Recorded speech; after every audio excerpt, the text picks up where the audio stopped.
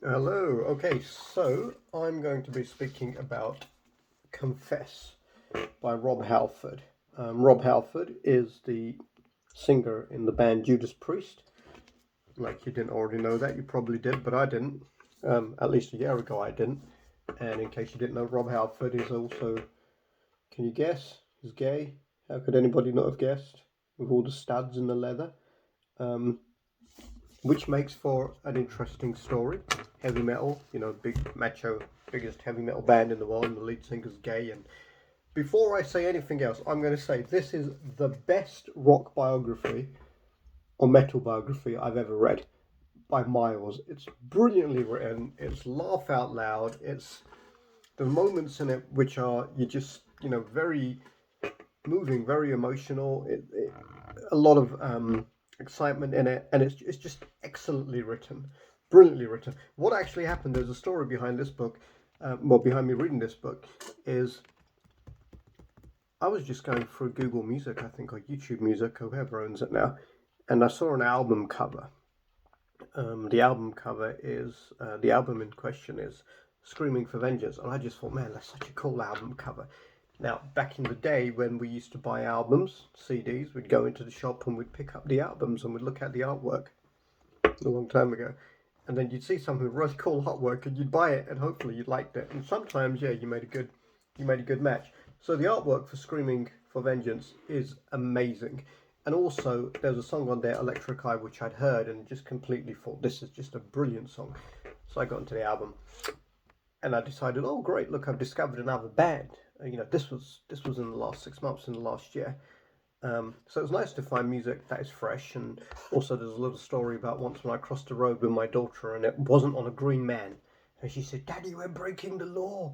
And so I remembered that riff from Breaking the Law, which is Judas Priest song, which I never used to really think much of. I just thought it was a cool riff. And then my daughter and I were walking around London every time we crossed the road singing Breaking the Law. So that was fun. Breaking the Law is used in a KFC advert now, funnily enough.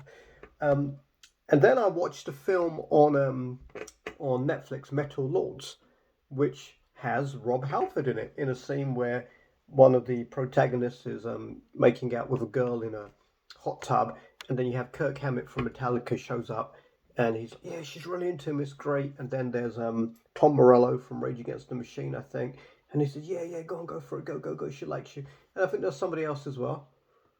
I wish I could remember, but there's an old guy with a bald head and a white beard, and I thought, oh my god, it's Judas Priest. And Judas Priest, Rob Halford, he was the voice of wisdom.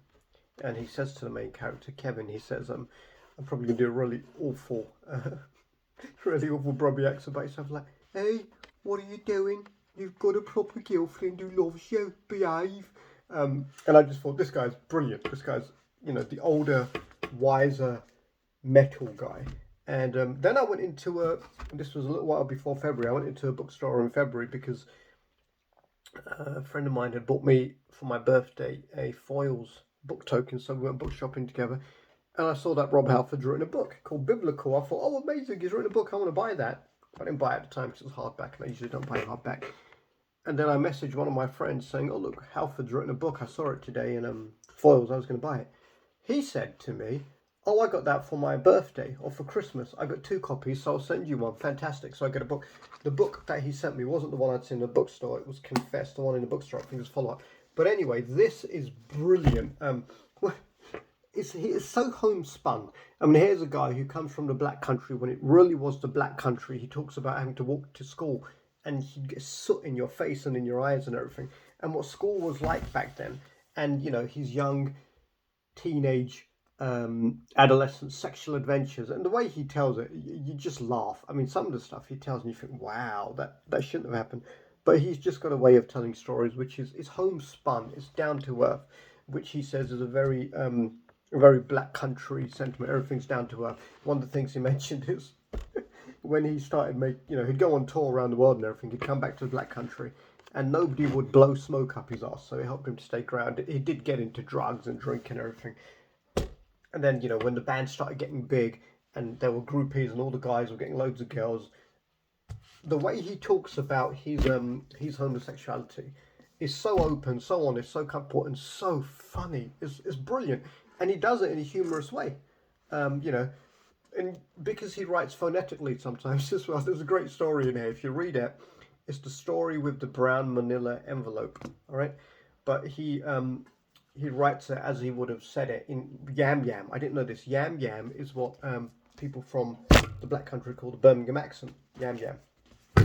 And so he says, when you've got to go, you've got to go. But he writes it Gorragew. When you got to go, you got to go. And you could just, you could imagine him through the way he writes, speaking to you. And then there's a scene where he meets the Queen and he has to go alone, so it's feeling lonely. But Cilla Black's also there. So then you're picturing this scene in your head whilst you're reading it of him in his really strong, or not really strong, but noticeable Birmingham accent, Cilla Black in her Scouse Liverpudlian accent, and then the Queen in her Queen's English, all converse. Is so brilliant, absolutely brilliant.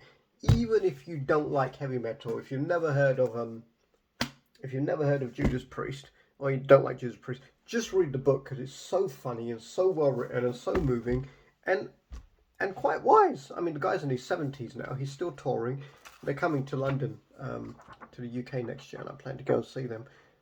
It's absolutely brilliant, and just the humour he has. So the final chapter, for example, you think this guy the band sold 50 million albums and everything. He sounds like, from the way he writes, just the nicest, most down to earth guy you could ever meet. Just an old friend you went to school with. So I thought it was quite funny because the final chapter is called, oh no, it's actually the epilogue. That's called Screaming My Tits Off Forever. So loads of really, really good things to say about this book. I can't stop raving about it without giving too much away. It's excellent. If you like biographies, if you like music, even if you don't, just read the damn thing because it's so good. I'll read you what the reviews are. So The Guardian on the front. Rob Halford led Judas Priest and heavy metal itself out of the Midlands and into the big time. There we go. Rob Halford, frontman of the global iconic metal band Judas Priest, is a true metal god. Raised in Britain's hard-working, heavy industrial heartland, he and his music were forged in the Black Country. Confess, his full autobiography, is an unforgettable rock and roll story, a journey from a Warsaw council estate to musical fame via alcoholism, addiction, police cells, ill-fated sexual trysts.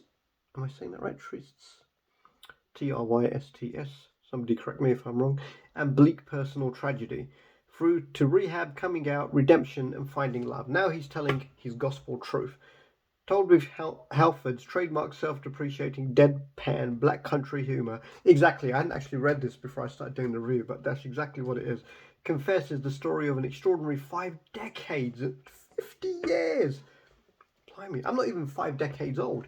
They've been thrashing the metal for 5 decades. 5 decades in the music industry. It is also the tale of unlikely encounters with everybody from Superman. Oh yeah, I forgot about that. That's a great story.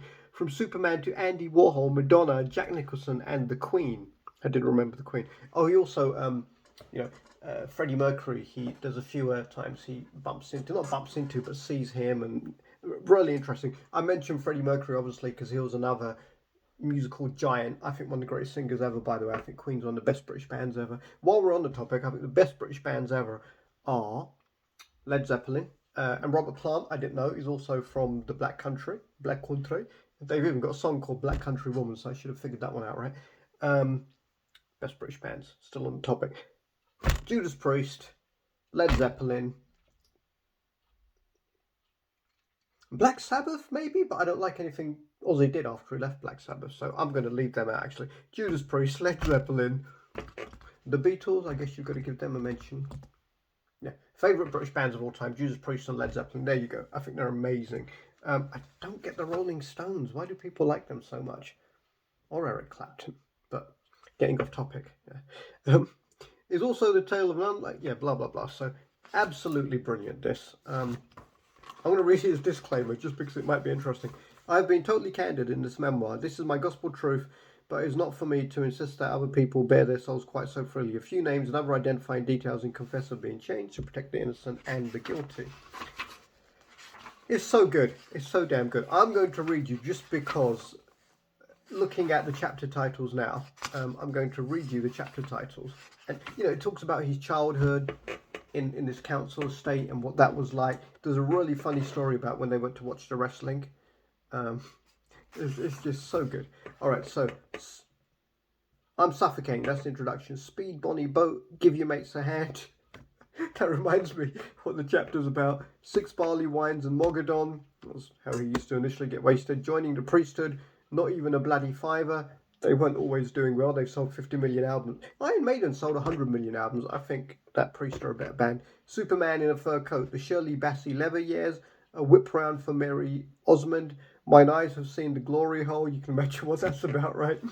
By the time I get to Phoenix, I love a man in uniform. Ladies and gentlemen, take your seats. This is the one, this is love, in the court of the king of Philadelphia. The smell of cordite.